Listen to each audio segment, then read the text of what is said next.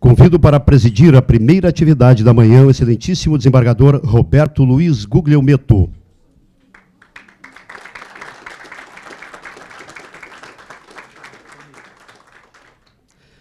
Convido para participarem do painel Propostas dos Trabalhadores e Empregadores no Enfrentamento da Litigiosidade os excelentíssimos senhores Glauco José Corte e Carlos José Curtis, respectivamente, presidente e diretor jurídico da Federação das Indústrias do Estado de Santa Catarina, Fiesc. Convido também Idemar Antônio Martini e Divaldo Luiz de Amorim, respectivamente, presidente e assessor jurídico da Federação dos Trabalhadores das Indústrias de Santa Catarina, FETIESC. E, finalmente, Ricardo Correia Júnior e Gustavo Vilar Melo Guimarães, respectivamente, presidente e advogado da Associação Catarinense dos Advogados Trabalhistas, ACAT. Passo a palavra ao desembargador Roberto Luiz Guglielmetto para coordenar o painel.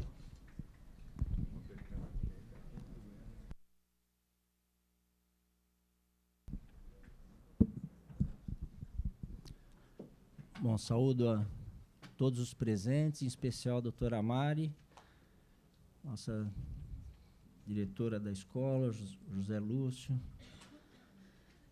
os componentes da mesa, parceiros do programa Trabalho Seguro, os três aqui, né, as três instituições. Então, é com satisfação aí que o Tribunal Regional do Trabalho os acolhe para ouvirmos as grandes expressões, as maiores, né, com certeza, expressões do capital trabalho no setor da indústria do estado de Santa Catarina e uma das maiores do Brasil, a Federação das Indústrias do estado de Santa Catarina e a Federação dos Trabalhadores das Indústrias do estado de Santa Catarina. E também a Associação dos Advogados Catarinenses. E é muito importante os juízes presentes poderem ouvir esses dois segmentos que podem trazer contribuição na visão empresarial, trabalhista e da própria advocacia quanto às propostas para o enfrentamento da litigiosidade. Vou ler um breve currículo. Dr. Glauco, empresário e advogado formado pela Universidade Federal de Santa Catarina, possui diversas especializações por instituições como a UFSC, Fundação Getúlio Vargas, American Graduate School of International Management, Arizona, Estados Unidos, em IMD, Lausanne, Suíça. Carlos José Curtis, bacharel em Direito pela Universidade Federal de Santa Catarina, especializado em Direito Ambiental e em aspectos jurídicos relacionados aos serviços sociais autônomos. Mestrando em Direito do Trabalho pela Universidade de Fierro, Buenos Aires, Argentina. Idemar Antônio Martini, graduado em Direito pela Univale, Itajaí, secretário regional para o Estado de Santa Catarina da Confederação Nacional dos Trabalhadores nas Indústrias, foi juiz classista desse Tribunal Regional do Trabalho, com quem eu tive assim, a honra também de compartilhar lá em 1900 e... não vamos falar, né?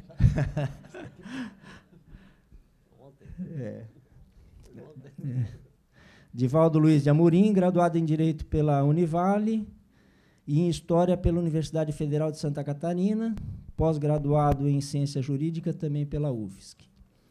Dr. Ricardo Correia Júnior, graduado em Direito pela Universidade Luterana do Brasil, especialista em Direito do Trabalho pela Associação dos Magistrados do Trabalho da 12ª Região, membro da 2ª Comissão de Instrução do Tribunal de Ética da OAB. Dr. Gustavo Vilar Melo Guimarães, formado em Ciências Jurídicas e Sociais pela Pontifícia Universidade Católica do Rio Grande do Sul, pós-graduado em Direito e Processo do Trabalho pela Faculdade SESUSC, autor de artigos e tese publicados em revistas especializadas, jornais informativos de associações sindicais e empresariais. O trabalho proposto é para ser dividido 20 minutos para cada instituição e depois abriremos 40 minutos para os debates. Não se sintam constrangidos em explorar os membros da mesa com as perguntas. E também que os palestrantes aí se sintam muito à vontade em expor as suas propostas. Quem pode ser a Fiesc primeiro, com a palavra? Então, fica à vontade.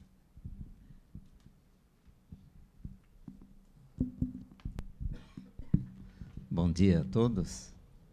Quero agradecer à doutora Mari o convite, né, que recebemos para estar aqui nesta manhã, o doutor Roberto, que preside a mesa, toda a sua diretoria, né, doutora Mari.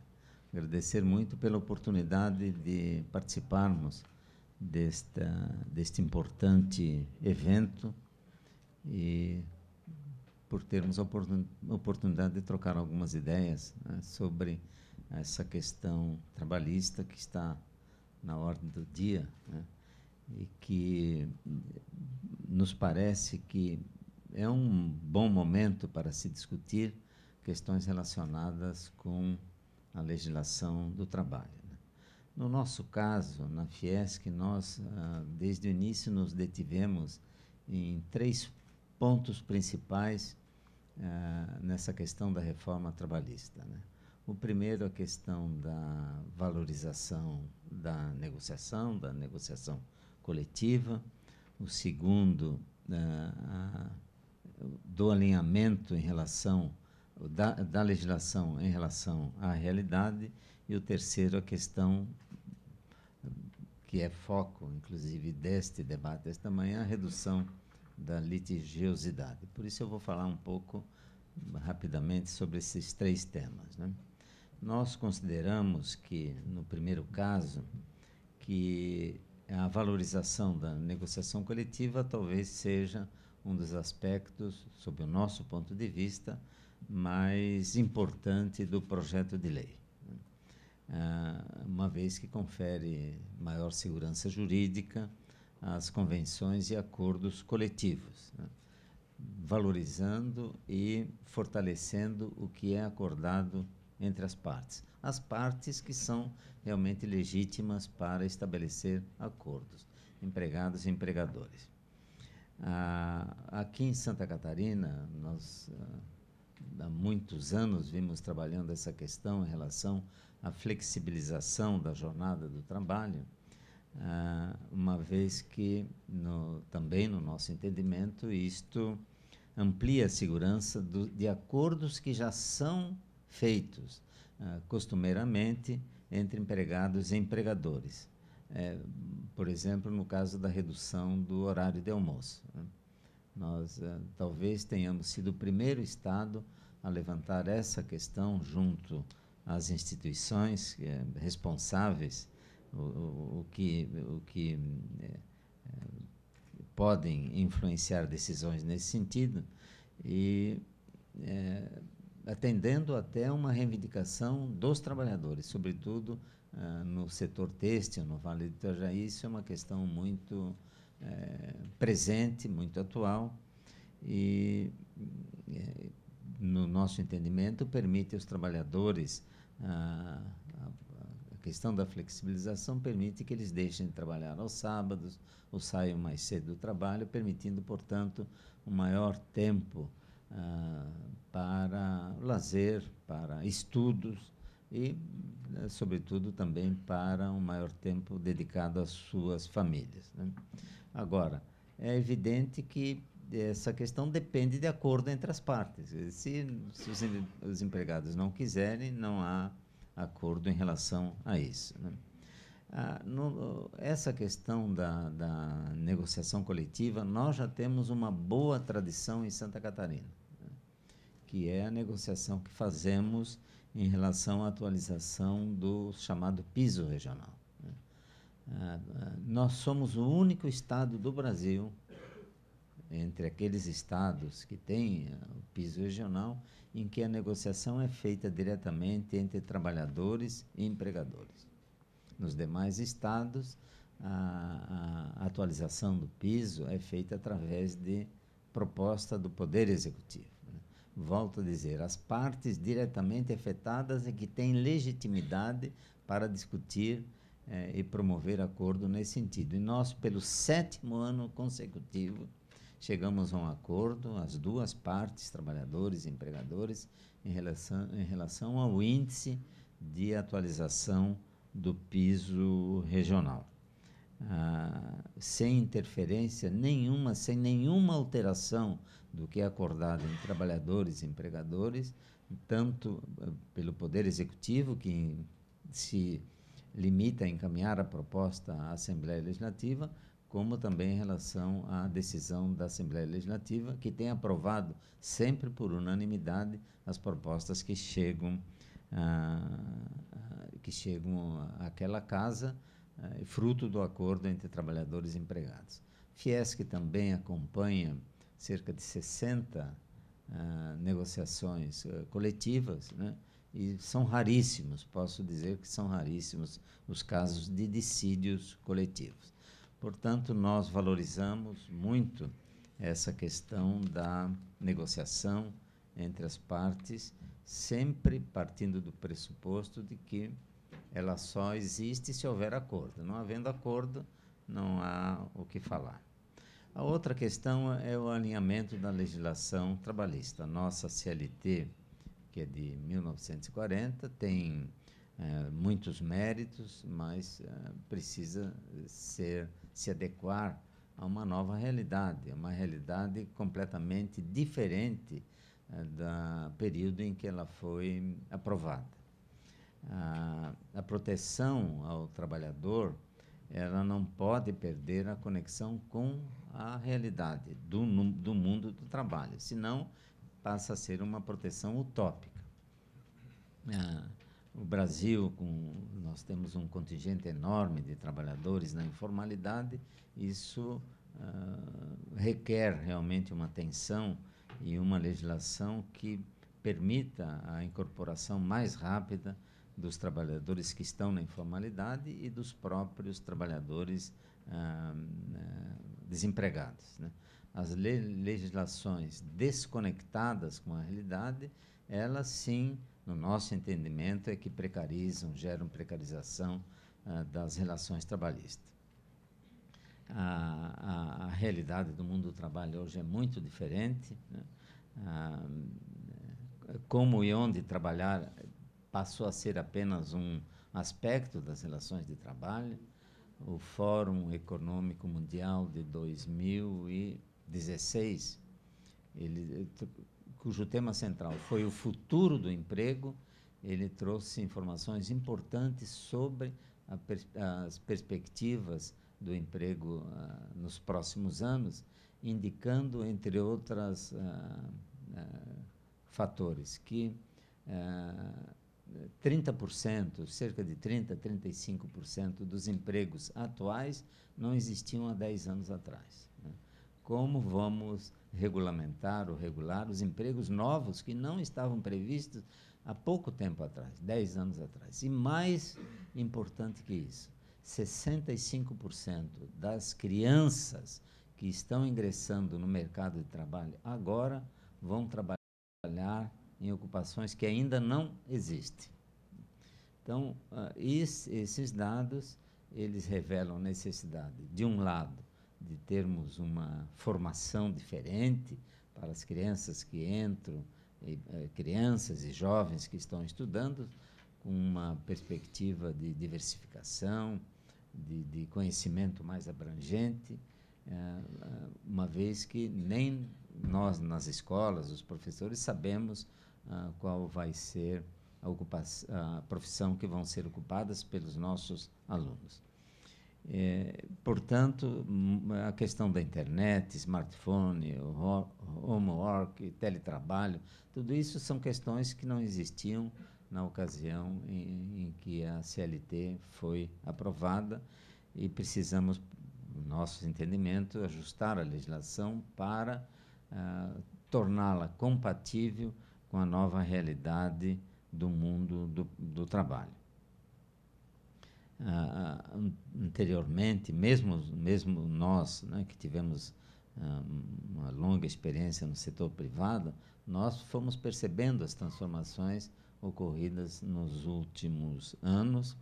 A produção antes era totalmente verticalizada, hoje as indústrias, as empresas trabalham em rede, trabalham com parcerias de empresas de outros estados e de outros países, e, portanto, isso requer uma legislação compatível com a atual realidade.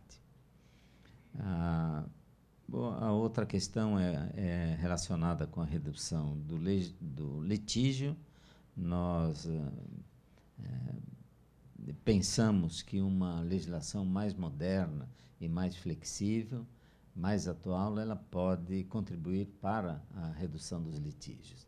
Eu trago aqui uma nota da Associação dos Magistrados da Justiça do Trabalho, ANAMATRA, em que ela diz que, essa nota contempla a declaração de que somente em 2015, 11,75, ou 4.980.359 processos, do total de novos processos ingressados no Poder Judiciário, representaram as ações relativas ao pagamento de verbas rescisórias.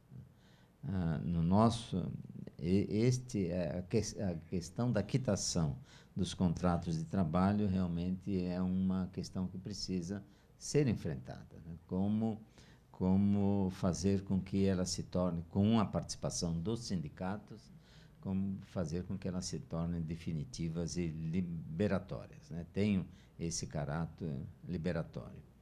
Também nesta questão, nós fazemos referência à falta de compromisso existente em relação à propositura de reclamatórias trabalhistas. Há muitos pedidos exorbitantes, absolutamente desconectados com o fato, são comuns, nós temos que reconhecer que são comuns na Justiça do Trabalho, e quando não há decisão favorável ao reclamante, não há também nenhuma consequência para quem moveu a ação. Então, aqui também é uma questão que nos parece que ela está considerada na proposta de reforma trabalhista e nos parece que é importante. É uma sentença talvez pioneira no Brasil, recentemente da Justiça do Trabalho de Chapecó, em que o reclamante foi condenado a pagar recentemente, essa sentença, uma multa em favor da empresa por mentir em ação trabalhista. Então, são os 3 pontos que eu gostaria de, neste momento, abordar. Nós achamos que a proposta pode receber aprimoramentos, ajustes, mas, na sua essência, a verdade é que nós precisamos modernizar a legislação trabalhista para criar uma condição de maior equilíbrio entre as relações de trabalho entre trabalhadores e empregadores. Muito obrigado.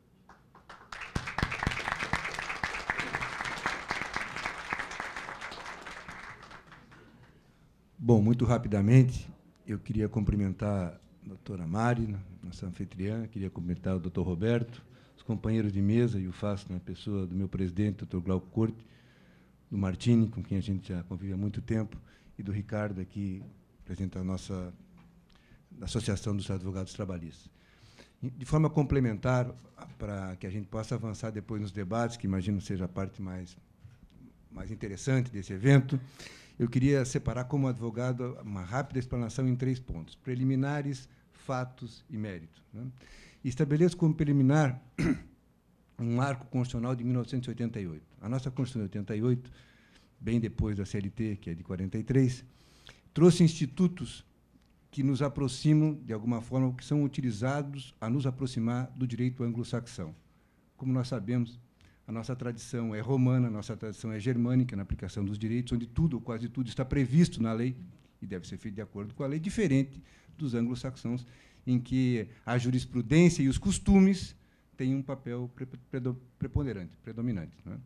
Esse hibridismo na utilização principalmente dos princípios, e dos princípios eu vou chamar aqui, como aqui parafraseando o presidente do TST, Ives Gandra, de baixa densidade, com o princípio da dignidade da pessoa humana, trouxeram, na interpretação dos diversos ramos do direito, em especial do direito do trabalho, um enorme ativismo judicial.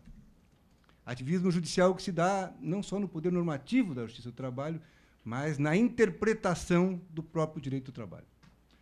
Esse ativismo, e aqui pedindo todas as vênias para dizer isso, não é culpa dos juízes, não, a própria Constituição de 88 enseja essa interpretação. Esse ativismo judicial, de alguma forma, exercitado no nosso sentimento, e muitas vezes, de forma exacerbada, acabou por aumentar a litigiosidade no direito do trabalho e também desbalançar um pouco a relação entre as partes.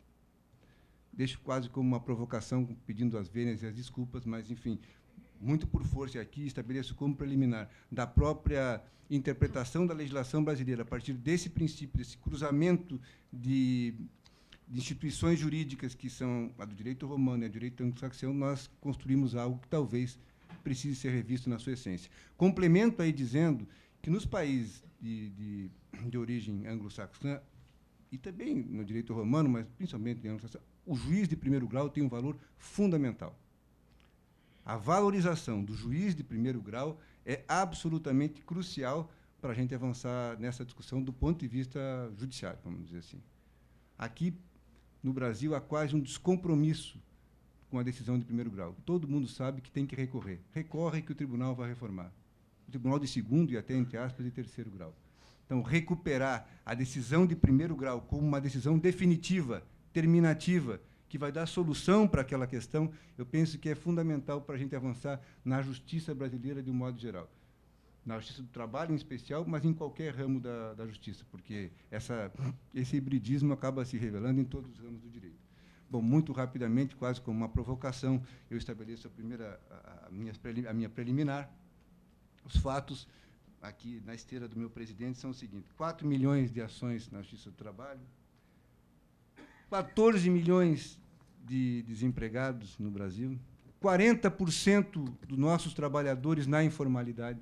São números que não podem passar mais desapercebidos. Quando a Constituição fala no artigo 3º, nós somos um país pobre, e nos convida a reduzir as desigualdades, eliminar a pobreza, ela está tratando disso aqui. Ela está tratando, não, já no seu preâmbulo, de incluir gente, de incluir pessoas, de incluir trabalhadores que não são hoje protegidos pela legislação do trabalho. E acho que um pouco do que se pretende nessa reforma trabalhista é a inclusão desse percentual enorme de pessoas que hoje estão absolutamente à margem da justiça do trabalho. E esse é um compromisso de todos nós. Nós que temos carteira assinada, nós que temos condições de exercitar os nossos direitos, um compromisso com companheiros, com cidadãos, com irmãos que não têm essa condição. E essa legislação, na mesma linha dos fatos, não acompanha a dinâmica, como diz o Dr. Glauco, da realidade tecnológica. A realidade tecnológica hoje, e a grande modificação, a grande está aqui, é uma realidade que mudou completamente, não só nossas vidas, obviamente o mundo do trabalho também. Mudou completamente, a noção de tempo, espaço, disposição mudou completamente com o celular, com o computador. Isso, por si só, exige uma revolução do ponto de vista do trato do direito do trabalho clássico. Eu não estou dizendo que a reforma contemple tudo que precisa ser feito, mas é uma tentativa de você estabelecer novos parâmetros mais condizentes com essa realidade. E com uma realidade que separa gente que não tem carteira assinada com gente que tem altíssima capacidade de negociação. Bom, nessa questão dos fatos, queria estabelecer outra premissa. Com relação à reforma, e é uma constatação de fato, ela é muito criticada e ela é muito aplaudida. E, às vezes, e é um pressentimento meu, ela é criticada por quem não a leu completamente, não a estudou, e ela também é aplaudida por quem também não o fez. Então, é possível que, como tudo, ela mereça reparos e mereça aprovação em muitos seus pontos. Por quê? Porque ela tenta resolver, como diz o Dr. Glauco, na área da negociação coletiva. Mas O importante era conhecer as reformas e, sem ideologia, sem paixões, tentar ver se o Brasil que a gente quer para os nossos filhos, para os nossos netos, vai ser melhor com essa reforma que está aqui. Do nosso ponto de vista, e aí, acho que do ponto de vista empresarial, do ponto de vista da Federação das Indústrias, acho que pode ser isso, né, doutor Glauco? Não vai haver Brasil melhor se não tiver indústria, se não tiver comércio, se não tiver serviço forte, se não tiver empresário investindo nesse país, contratando para que isso aconteça. Não há maneira do Estado sozinho dar conta. A participação empresarial é fundamental e as condições para que isso aconteça também têm que estar presentes na Justiça do Trabalho. E eu posso assegurar aos senhores, como advogado trabalhista, já não sou um acadêmico, mas sou um advogado trabalhista de lida do direito do trabalho, há muitos anos, principalmente no ramo da negociação coletiva, eu posso dizer que a pauta trabalhista tomou conta das discussões empresariais.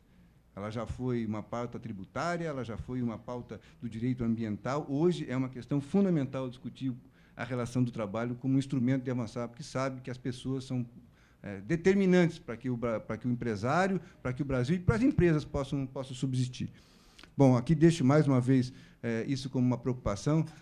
Vou tocar rapidamente, porque eu sei que vem depois na questão da terceirização. As empresas hoje trabalham em rede, elas não trabalham absolutamente de forma verticalizada, são poucas, como disse o doutor Glauco. Então, há necessidade de regulamentar institutos que eles acontecem, queiramos ou não.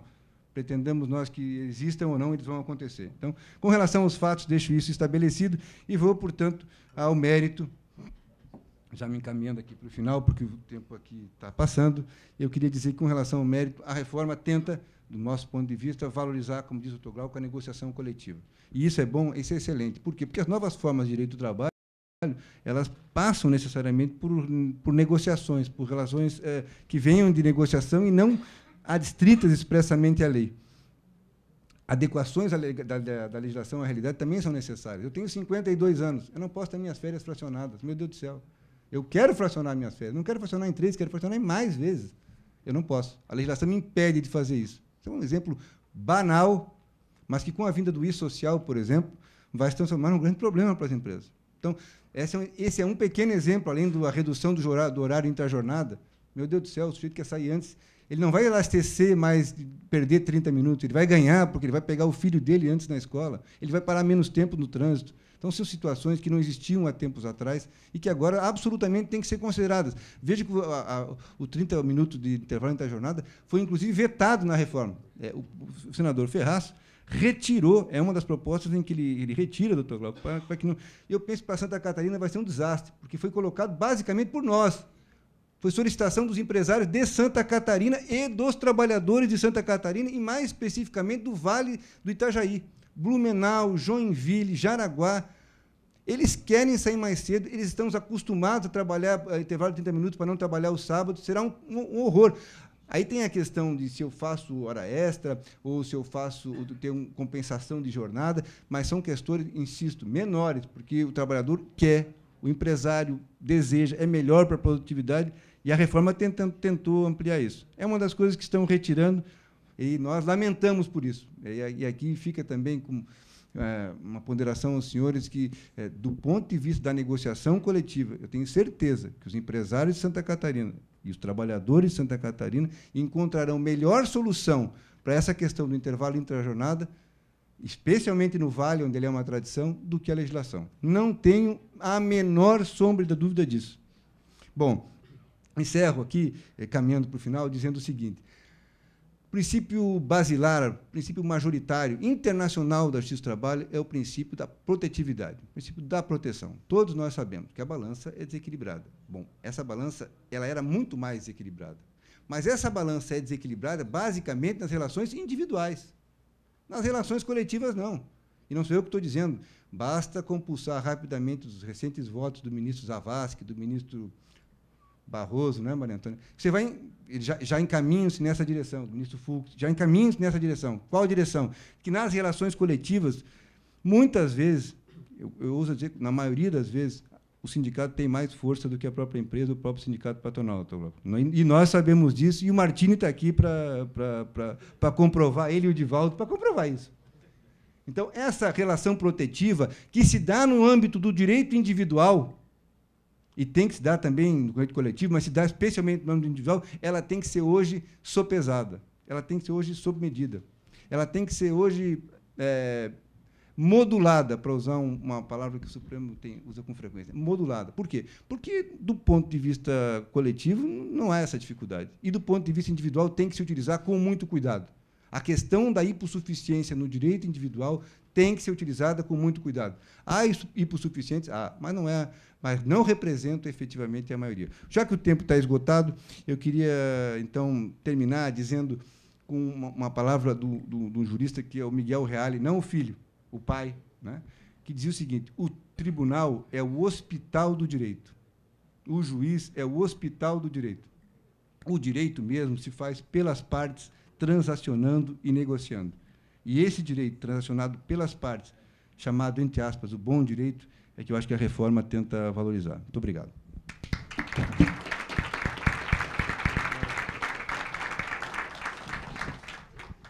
Olá. Queria, Roberto, cumprimentar você, cumprimentar todos os integrantes da mesa e cumprimentar todos que fazem parte dessa plenária e dizer que é um prazer muito grande, fiquei lisonjeado pelo convite, obrigado por ter feito esse convite, e que a gente vai tentar aqui valorizar essa nossa vinda, que a gente possa contribuir um pouquinho para o trabalho dos senhores aí também, que me parece que vai ser bom. E a gente vai...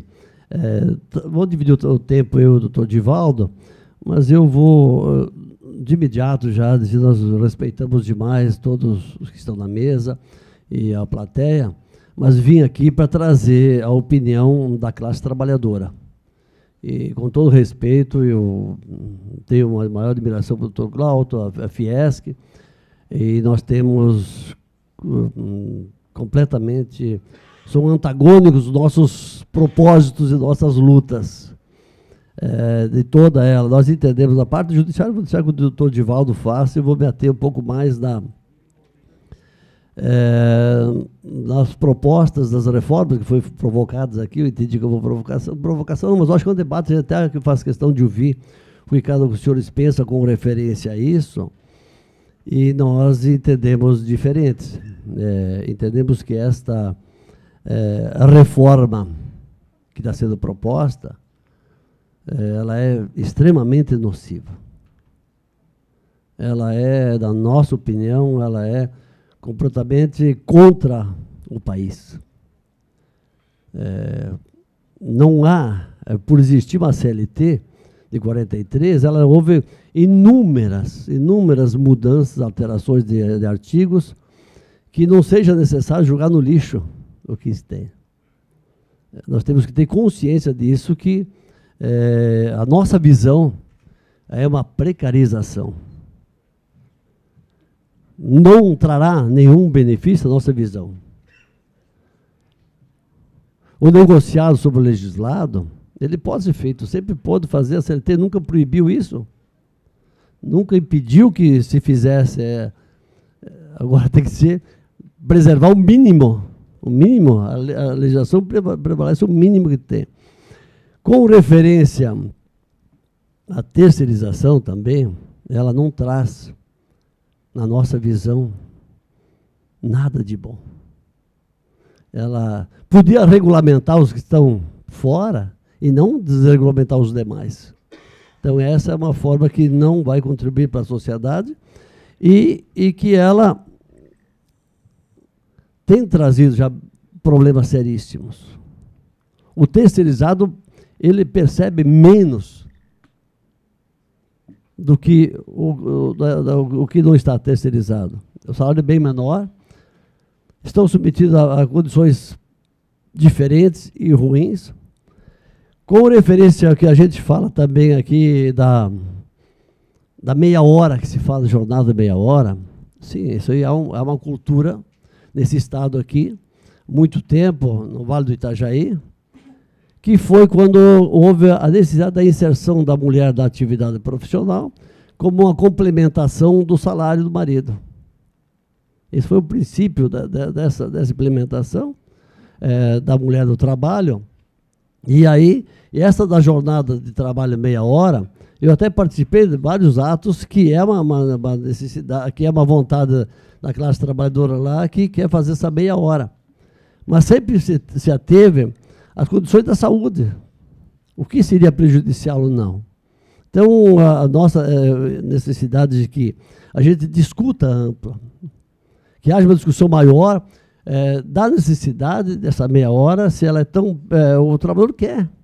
Eu quero dizer para vocês que teve ontem, teve uma empresa, trocou a jornada de trabalho, fez 6 por 4.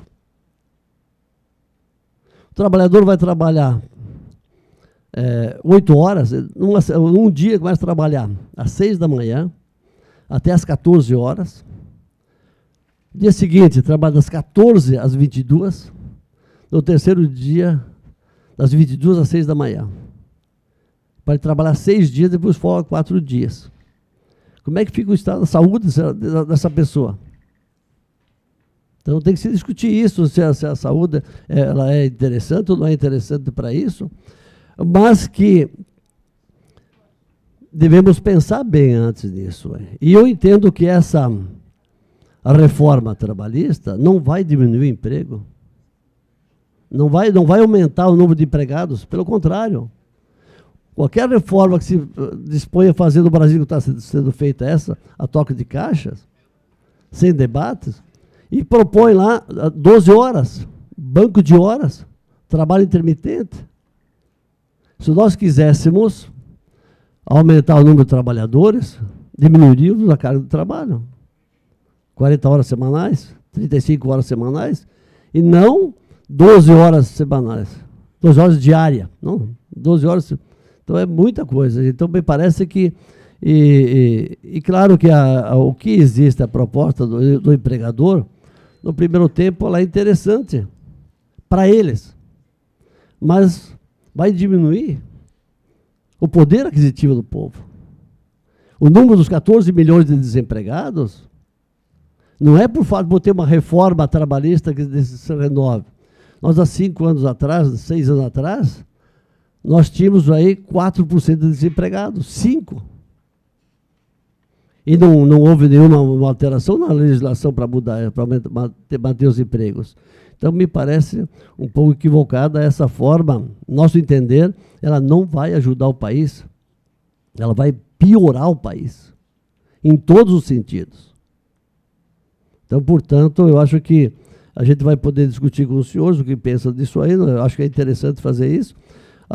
Todas elas a gente está combatendo permanentemente. Claro que temos um campo hoje completamente adverso.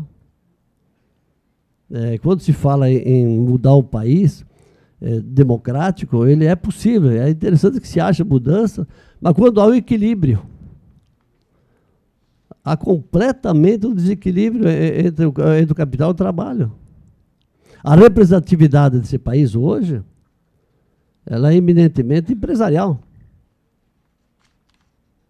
E como é que vai fazer? Hoje os poderes legislativo, executivo, judiciário e a mídia estão do lado só. E aí faça as mudanças como tem que ser feito, mas isso vai trazer benefício para a população brasileira? Vai trazer benefício para quem? Então a gente faz essas perguntas e a gente está questionando isso, mas respeitando as posições. Com referência à nossa negociação coletiva de trabalho, nós temos também algumas propostas para que a gente possa melhorar. E claro que o exemplo é o piso estadual. Nós temos se esforçado todos para que a gente consiga avançar. E temos avançado sim, até temos avançado, mas nas negociações coletivas de trabalho individuais da categoria não tem sido fácil não, gente. A gente emperra todo dia. Ontem a gente também conseguiu fechar uma convenção coletiva de trabalho, nosso estado aqui, após 2 dias de greve. Quando há o poder da mobilização de paralisação, você consegue negociar um pouco melhor. Fora disso, você não consegue nada. Então, isso sim é uma discussão que possamos fazer, devemos fazer, para melhorar, mas a dificuldade é imensa. E se você tira o poder do sindicato ainda, fica pior ainda. Então, portanto, eu só queria dar essa introdução só para manter o ponto de vista contrário, não porque queremos ser contrário, porque o nosso entendimento ele é prejudicial toda essa reforma, respeitando o Glauco e todos os empresários. Nossa visão ela é desastrosa. Ela vai, eu até gostaria que, se aprovado, acho que vai aprovado, pelo sistema aí vai ser aprovada, era bom que a gente pudesse ter claro as pessoas que defenderam e que depois nos dê os resultados, se os 14 milhões de pessoas vão ser empregados aí, se todos os que estão fora do contexto do emprego vai ter empregos disso aí. Eu acho que não vai, tomara que tenha. Eu gostaria muitíssimo de estar equivocado, mas me parece que não é essa a solução. Eu passo a palavra para o Divaldo, porque tem pouco tempo, depois a gente vai para as perguntas, se for necessários, aí, respeitando os demais.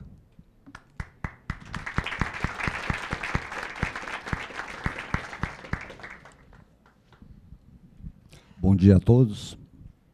Eu inicialmente quero cumprimentar a Escola Judicial, na pessoa da doutora Marileda, que tem se esmerado, se esforçado para que eventos dessa natureza ocorram com maior frequência e tenho a certeza com benefícios indiscutíveis para a magistratura, para os assessores, mas, sobretudo, para as lideranças sindicais, para os advogados, cuja abertura tem permitido este debate franco, sincero, honesto, com ideias, e isto me parece de uma superlativa importância para que nós possamos aprimorar as nossas instituições.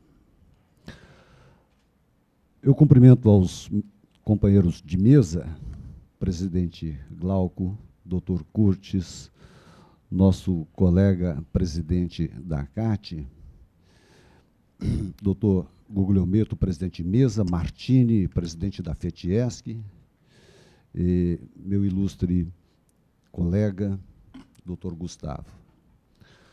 A ideia deste painel não é discutir as causas da litigiosidade, e isso, me parece, já foi enfrentado num módulo anterior. A ideia que nos move neste painel também não é reforma trabalhista.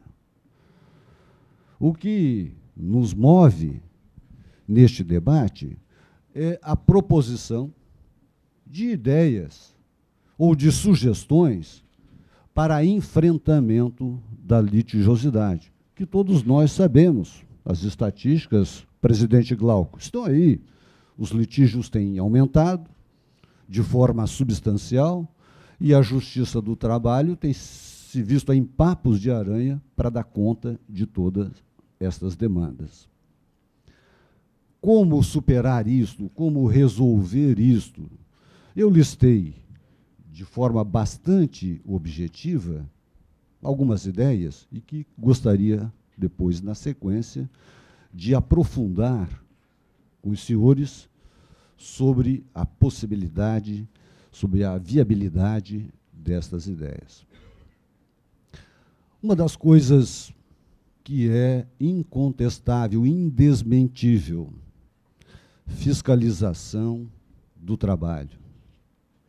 A autoridade administrativa do trabalho, e depois eu vou trazer a realidade de Santa Catarina, não tem mecanismos, condições, estrutura para fiscalizar as condições, a observância das condições mínimas de trabalho. Santa Catarina tem 82 auditores do trabalho, para uma necessidade mínima de 290 auditores, considerando população, indústrias, empresas, etc. Historicamente, a autoridade administrativa do trabalho tem dificuldades de fiscalizar. E, por isso, estes litígios, decorrentes das questões básicas do cotidiano das relações do trabalho, verbas rescisórias, horas extras, depósitos de fundo de garantia. Não é isso que os senhores cotidianamente apreciam e julgam? Muitos destes litígios certamente não aportariam na Justiça do Trabalho se houvesse uma fiscalização mais eficiente. Mas não não é só isto. Outras questões também contribuem, de certa maneira, para o aprofundamento desta crise, e eu entendo que o aprimoramento dessas situações poderiam, de certa maneira, contribuir para o enfrentamento da litigiosidade. E isto o TRT, pelo menos de Santa Catarina, tem enfrentado com um vigor intenso, desembargador Guglielmetto, a uniformização de jurisprudência. Isso dá, presidente Glauco, a segurança jurídica que o senhor se refere.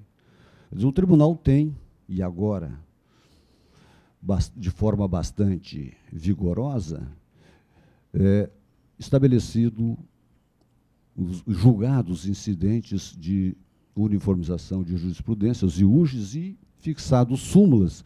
Isso dá às partes, sem dúvida alguma, maior certeza e segurança, e permite, inclusive, que o advogado, o doutor Curtis, possa orientar o seu empregador, né, o advogado da empresa, sobre aquele litígio, ou o destino, ou a solução que aquilo possa ter à luz da jurisprudência do Tribunal Regional e, de resto, do Tribunal Superior do Trabalho. Isto, sem dúvida alguma, o enfrentamento das questões mais controvertidas via súmula nos TRTs, sem dúvida alguma, desestimulam, ou pelo menos permitem que estes litígios não aportem à Justiça do Trabalho. E isto vale por uma outra questão que eu acho fundamental, e que eu já, ainda que a voo de pássaro, pude discutir no evento anterior, o problema dos recursos extraordinários com repercussão geral. O Supremo Tribunal Federal hoje, com a pauta ocupada, com tantos litígios envolvendo a administração pública, eleições, mensalão, petrolão e etc., tem tido, talvez, pouco tempo destinado às questões cruciais da população brasileira, que são os julgamentos dos recursos extraordinários com repercussão geral. Mais de 1.500.000 processos suspensos nos tribunais superiores, no aguardo de julgamento de REs com repercussão geral. Estatísticas apontam que o Supremo tem levado cerca de entre 10 e 12 anos para julgamento destes recursos. E isto, de certa maneira, também contribui para o assoberbamento da Justiça do Trabalho, porque você fica no aguardo destas definições que tardam a vir. Mas, na minha opinião, estas questões, embora importantes, né, para o enfrentamento dos litígios, há uma outra que considero importante e que gostaria de lançar esse desafio para a reflexão de Vossas Excelências, principalmente da direção do TRT. Poderíamos instituir, presidente Glauco, e Santa Catarina, que o senhor se refere, tem essa tradição de negociação, poderíamos, quem sabe, instituir nos acordos coletivos, nas convenções coletivas, uma cláusula compromissória de arbitragem. Todos nós sabemos que a existência de cláusula compromissória de arbitragem é um dos pressupostos da ação. Havendo a cláusula, a parte não pode ir ao judiciário sem passar pela arbitragem. E nós teríamos, neste contexto, a solução deste litígio na via extrajudicial. Temos problemas para isso? Evidente que temos. Este país não tem a tradição da solução extrajudicial dos conflitos. Este país se habituou, se acostumou a entregar ao judiciário todas as suas dúvidas e todas as suas mazelas. E nós precisamos, a partir disso, mudar esta cultura do litígio para tentar a resolução dos conflitos, sejam eles individuais ou coletivos, pela via arbitral. O nosso grande problema é instituições ou interlocutores confiáveis para atuar como árbitro na mediação desses conflitos. Eu tenho, evidentemente, sugestões, e, como eu disse, são ideias para que a gente possa refletir e, quem sabe, aprimorar. Eu vejo que as partes podem se utilizar, havendo essa cláusula compromissória de arbitragem, pode indicar como árbitro, por exemplo, doutora Mirna, integrante do Poder Judiciário, para atuar como árbitro. Qualquer integrante do Poder Judiciário pode servir como árbitro? A minha convicção é que pode. Discutindo essa questão informalmente com o presidente Grácio, diz ele, a lei de arbitragem não permite que o magistrado atue como árbitro. Eu tenho dúvidas, eu reli essa lei, não encontrei esta proibição. Então, desembargador Godoy, se eu e o presidente Glauco quiséssemos solucionar um litígio, poderíamos escolhê-lo como árbitro e nós resolveríamos, quem sabe, esse litígio em 1 ou 2 meses, sem possibilidade de recurso e etc.